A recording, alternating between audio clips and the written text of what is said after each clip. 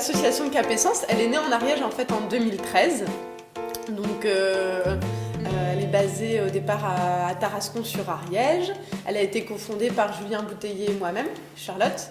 Donc elle a 3 missions: contribuer, accompagner, promouvoir. C'est contribuer à toute action permettant le renforcement de la conscience citoyenne pour un vivre ensemble harmonieux. Accompagner, c'est accompagner les porteurs de projets, les organisations dans une démarche solidaire pour monter leurs projets ou restructurer leurs organisations, avec la particularité d'intégrer des modules de connaissance de soi. Et enfin, promouvoir, c'est promouvoir les solutions viables et durables pour notre société à travers des actions de formation, d'information et de sensibilisation. Et en fait, on avait depuis le départ, quand on arrivait en Ariège, un projet de développer un centre éco-construit à vocation touristique et socio-culturelle. Donc c'était un projet très conceptuel. Il y avait quand même une étude de marché, c'était 100 pages, un gros dossier. Et ce projet-là, on voulait vraiment le développer sur ce territoire qui nous avait charmés. Et puis un jour, on a eu la possibilité, on avait laissé, c'était toujours dans notre tête, un lieu, un centre. Et puis il y a une personne qui est venue à nous sur un des événements qu'on organisait pour dire: moi je connais un lieu, votre asso me plaît énormément et ce lieu pourrait correspondre à votre projet. Donc on a découvert ce lieu il y a 3 ans maintenant. Et on y est depuis 1 an. Voilà. La chose importante aussi, que tu l'expliqueras, c'est la raison d'être du lieu qui est éveiller et transmettre. Et l'objectif, c'est de travailler l'interaction entre l'homme, le collectif et la nature. Donc en proposant des stages, des formations, mais pas que, en faisant vivre aussi vraiment le lieu au niveau local. Donc on est une société coopérative d'intérêt collectif. Et en fait, sur ce lieu, on est en bail commercial. Donc on a des propriétaires. Et les propriétaires, c'est l'association diocésaine de Pamiers. Donc nous, que ce soit l'équipe permanente, ou même nous deux, les cofondateurs, ou même le conseil d'administration, etc., on n'est pas forcément d'obédience catholique, particulièrement Julien et moi, non. Et on a cette volonté vraiment de travail personnel, d'être sur un chemin, un cheminement en tout cas, d'approfondissement de soi pour aller être mieux avec soi, mais surtout être mieux avec l'autre et avec son environnement.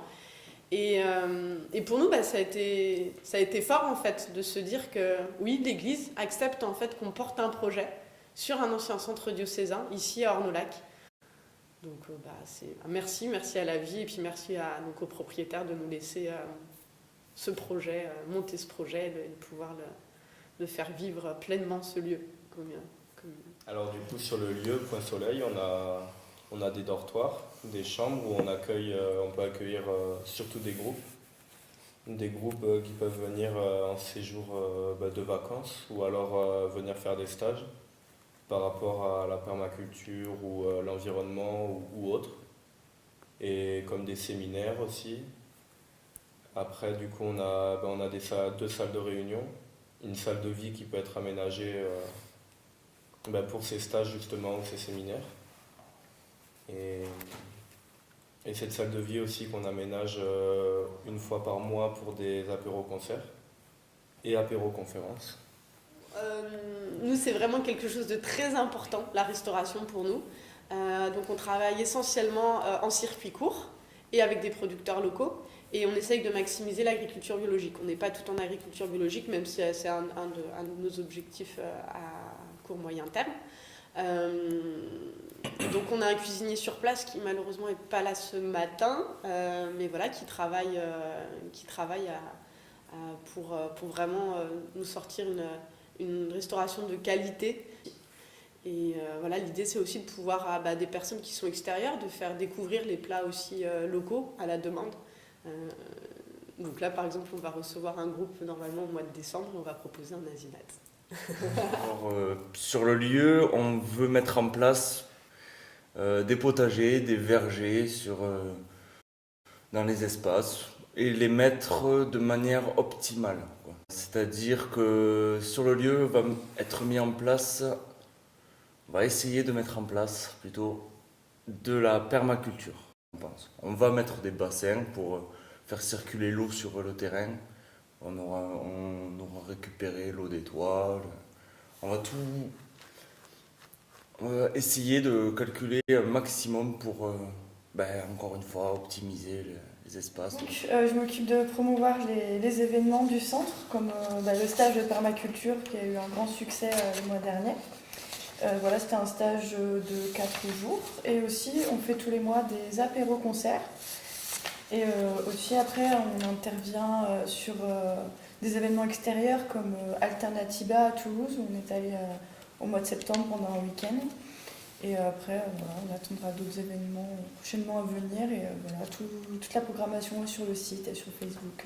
Dans son niveau, on va dire, le plus visible, c'est un centre d'hébergement et de restauration. Et ça s'arrête là. À un autre niveau, c'est une grande aventure humaine.